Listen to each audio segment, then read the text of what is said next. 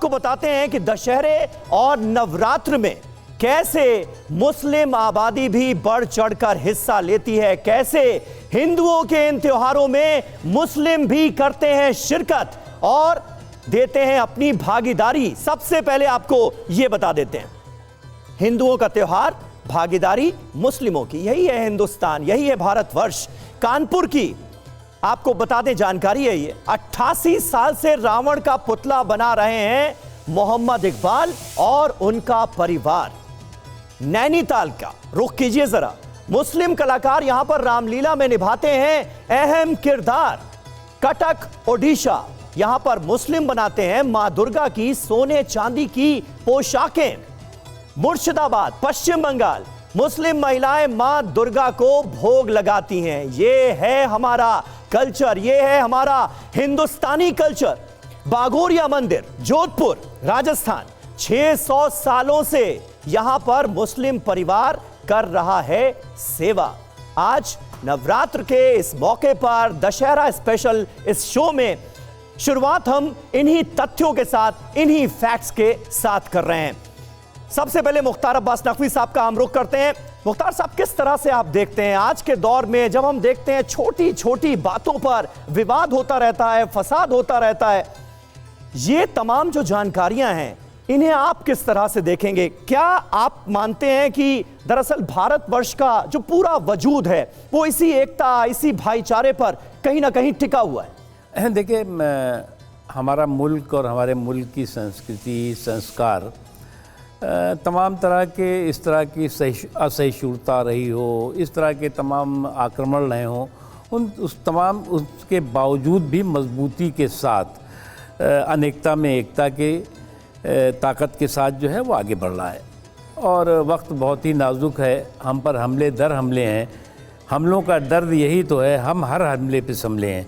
तो इस तरह के हम पर जितने जितने हमले हुए हैं, हमारा देश और मजबूत होकर के, हमारे देश की जो ताकत है, सहिष्णुता की ताकत, सौहार्द की ताकत, वो मजबूत होकर के उभरी है। और उसका एक प्रमुख कारण है कि जो भगवान राम की जो संस्कार है, संस्कृति है, संदेश है, सबक है, उसने समाज को एक डोर में बांध करके रखा है। इसलिए जो है वो आपने जो अभी जिक्र किया कि देश के अलग अलग हिस्सों में जो रामलीलाएँ होती हैं या और भी जो धार्मिक आयोजन होते हैं, उसमें सब मिलजुल करके समाज का हर वर्ग मिलजुल करके हिस्सेदारी, भागीदारी करता है और एक दूसरे के कंधे से कंधा मिला करके उसमें जो है वो साथ देता है।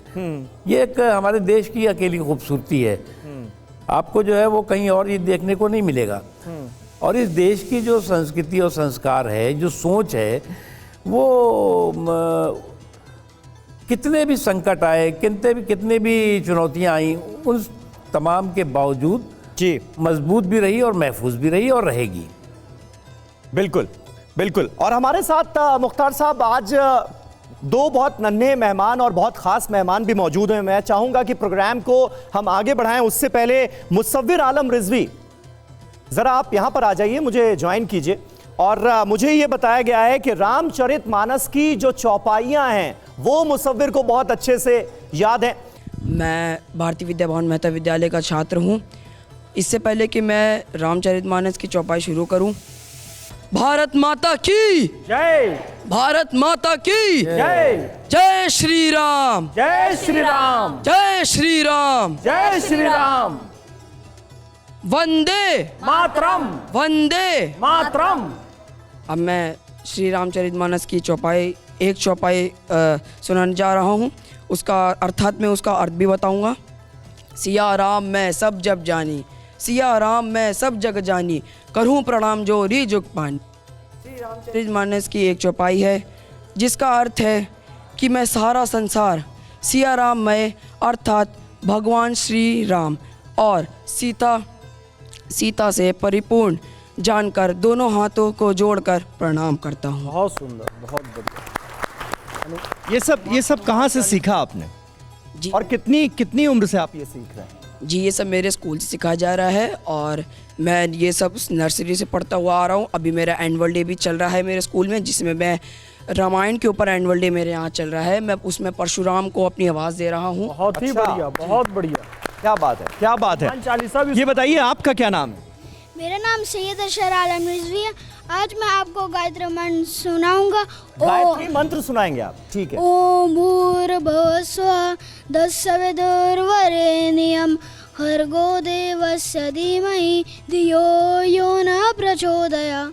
बहुत सुंदर, बहुत बढ़िया, क्या बात है, क्या बात है। और नकवी साहब क्या कहेंगे इन बच्चों को सुनकर? देखिए, ये हमारे देश की यही खूबसूरती है।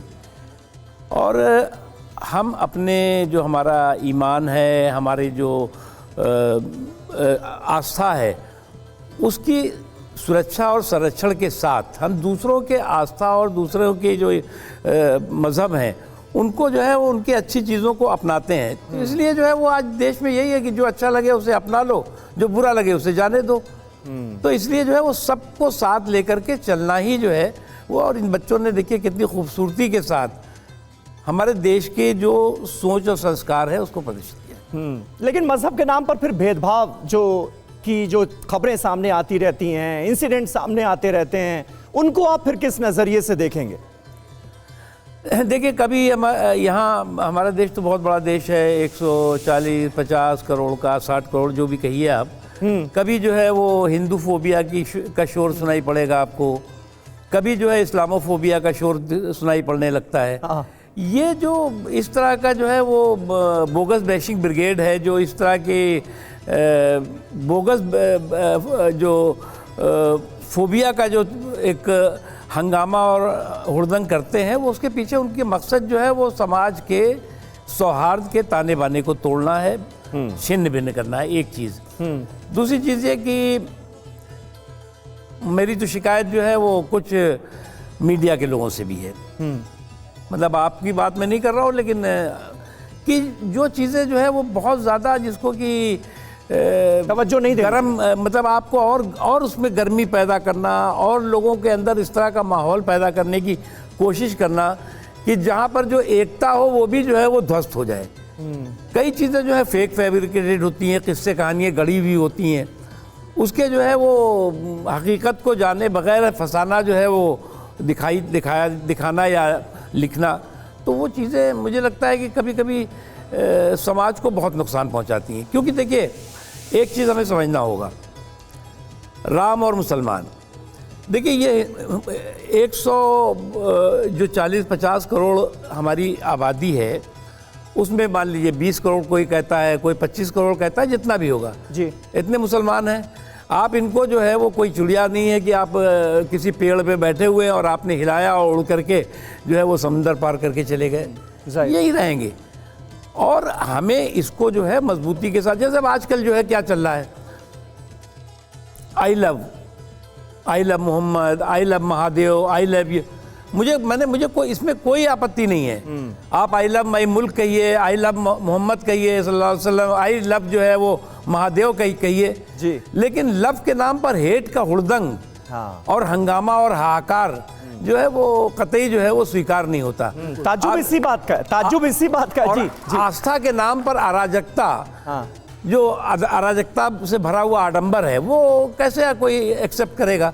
इसलिए वो जो है वो आप जो प्रदर्शन कर रहे हैं वो शुद्ध रूप से पाखंड है, से ज्यादा कुछ नहीं। ठीक है, ये इंपॉर्टेंट बात आपने कही और इस पर आगे भी हम बात करेंगे और इस पर आगे भी चर्चा करेंगे। आई लव मोहम्मद हो या आई लव महाकाल हो, कितनी खूबसूरत फीलिंग है किसी भक्त के अपने इष्ट देव के लिए, लेकिन आप देखिए कि उस पर भी फसाद हो रहा है और इस तरह के नारों को भी, जो कि बहुत पाक हैं, जो कि बहुत पवित्र हैं, फसाद छेड़ने का एक जरिया बना दिया जा रहा है। ये अपने आप में बहुत दुर्भाग्यपूर्ण है। लेकिन हम आपको बताने अब जा रहे हैं कि मुगल काल में दिवाली कैसे मनाई जाती थी, उसको लेकर कुछ फैक्ट्स हम आपके सामने रख दें, क्योंकि ये देश जो है कैसे भाईचारा, मोहब्बत, प्रेम, सद्भाव, ये इस देश की सरजमीन में रचा बसा है, ये आप समझिए।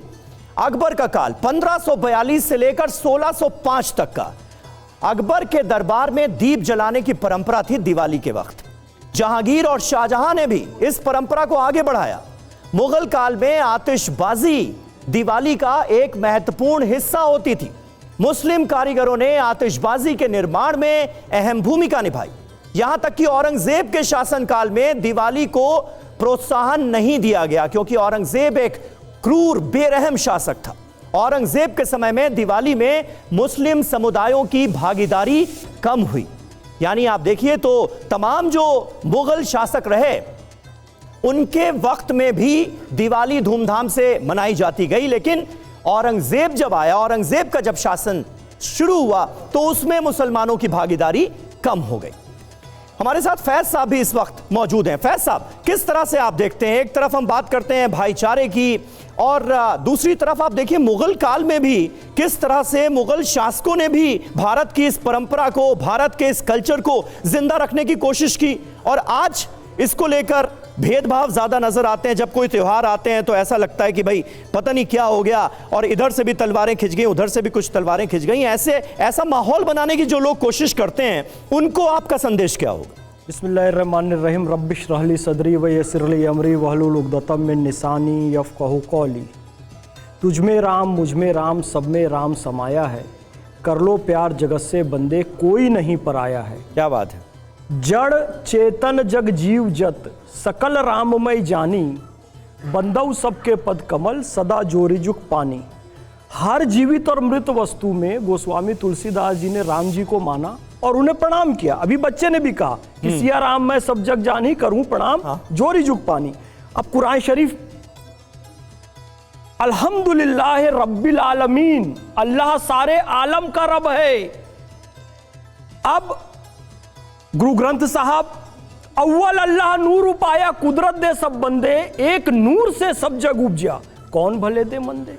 अब आप क्या मैसेज दूं इन लोगों को, तो मैसेज आ गया। जब गुरु ग्रंथ साहब भी कह रहा है कि एक नूर से सब उपजे हैं, तुलसीदास जी भी कह रहे हैं सारे प्राणियों में राम है, वो दिलदार भाई बैठे हैं उनमें भी राम है, सफीना बहन बैठी है इनमें भी राम है, मुख्तार साहब में भी राम है, ये जो हमारी बहनें सनातनी बैठी हैं इनमें भी राम है, और इनको सबको मैं प्रणाम कर रहा हूं। तो भेद किसके अंदर? कुरान शरीफ भी कह rहा है अल्लाह सारे आलम का रब है। रब्बिल मुस्लिमीन नहीं कहा, रब्बिल आलमीन कहा। तो भेदभाव जो करते हैं वो राम के भी विरोधी, वो अल्लाह के भी विरोधी, वो अकाल पुरुष गुरु ग्रंथ साहब के भी विरोधी, यहोवा के भी विरोधी, क्योंकि राम सबके कल्याण के लिए हैं। उनका कल्याण आप देखो जटायु में भी है, गिलहरी में भी है, निषाद राज जी के लिए भी है, हनुमान जी के लिए भी है, पेड़ पौधे पक्षियों के लिए भी है, सबके लिए है। तो उनको बांटना। और फिर मुख्तार अब्बास साहब ने बहुत ही अच्छी बात कही साहब कि ये ऊपर चीजें जो दिखाई दे रही है ना, और कुछ मीडिया का भी दोष है। आज भी रायपुर शहर में ईद मिलादुन नबी में स्वागत और सम्मान करने हर वर्ग के लोग स्टेज लगाते हैं और फूल बरसाते हैं ईद मिलादुन नबी के जुलूस में। रामनवमी के जुलूस में हर वर्ग का व्यक्ति रामनवमी के जुलूस का स्वागत करने के लिए जाता है। लेकिन कुछ जगह दंगे फसाद कुछ लोग भड़का देते हैं, उनका पॉलिटिकल मोटिव होता है, तो वो लोग वो काम करते हैं। नहीं तो राम जी ने तो किसी के साथ भेदभाव नहीं किया, पैगंबर हजरत मोहम्मद सल्लल्लाहु अलैहि वसल्लम ने तो किसी के साथ भेदभाव नहीं किया, ईसा मसीह गुरु नानक देव जी ने किसी के साथ भेदभाव नहीं किया। तो थोड़ा सा हम इसको पॉलिटिक्स अगर इससे निकाल देना, आज भी रामलीला में सबसे ज्यादा जो प्रदर्शन करने वाले लोग हैं, भजन गायक के लोग हैं, राम जी की भूमिका, वो सारे मुसलमान हैं। और रावण के पुतले बनाने वाले भी बेगम बतूल इतना अच्छा भजन गाती हैं, उनको अभी पद्मश्री दिया गया। अनवर जलालपुरी साहब ने गीता का अनुवाद किया गया, उनको पद्मश्री दिया गया। शब्बीर मामू भीड़ के हैं, उनको गोसेवक हैं, उनको पद्मश्री दिया गया। तो क्या कारण है इन सबको? बिल्कुल, यानी कुल मिलाकर सांप्रदायिक सौहार्द और सद्भाव की कहानियां भरी पड़ी हैं। ये हमें तय करना होगा कि हम अपनी नजर से किसे देखते हैं। सोनिया नागर हमारे साथ इस वक्त मौजूद हैं, कहां हैं जरा हाथ उठाएं। और ये सोनिया जी हैं हमारे साथ, हमारे दर्शक भी आज हमारे स्टूडियो में मौजूद हैं। सोनिया जी, क्या सुनाना चाह रही हैं आप? मुझे ये बताया गया कि आप आज एक बहुत अच्छी कविता सुनाने वाली हैं। मेरा नाम सोनिया नागर है और मैं गलगोटियाज विश्वविद्यालय की छात्रा हूँ। आज मैं आप सभी के सामने एक कविता प्रस्तुत करना चाहती हूँ। मंदिर में दाना चुगकर चिड़िया मस्जिद में पानी पीती है, कि मंदिर में दाना चुगकर चिड़िया मस्जिद में पानी पीती है। मैंने सुना है राधा की चुनरी कोई सलमा बेगम सीती है। मंदिर में दाना चुगकर चिड़िया मस्जिद में पानी पीती है। मैंने सुना है राधा की चुनरी कोई सलमा बेगम सीती है। एक रफ़ी महफिल में रघुपति राघव गाता है और एक प्रेमचंद बच्चों को ईदगाह सुनाता है। कभी कन्हैया की महिमा गाता रसखान सुनाई देता है। कि कभी कन्हैया की महिमा गाता रसखान सुनाई देता है, औरों को दिखते होंगे हिंदू और मुसलमान, कि औरों को दिखते होंगे हिंदू और मुसलमान, मुझे तो हर शख्स के भीतर इंसान दिखाई देता है, मुझे तो हर शख्स के भीतर इंसान दिखाई देता है। संस्कार, संस्कृति और शान मिले, ऐसे हिंदू, मुस्लिम और हिंदुस्तान मिले, कि संस्कार, संस्कृति और शान मिले, ऐसे हिंदू, मुस्लिम और हिंदुस्तान मिले, रहें हम सब ऐसे मिलजुल कर कि मंदिर में अल्लाह और मस्जिद में भगवान मिले। धन्यवाद। क्या बात है, क्या बात है, बहुत खूबसूरत, बहुत खूबसूरत।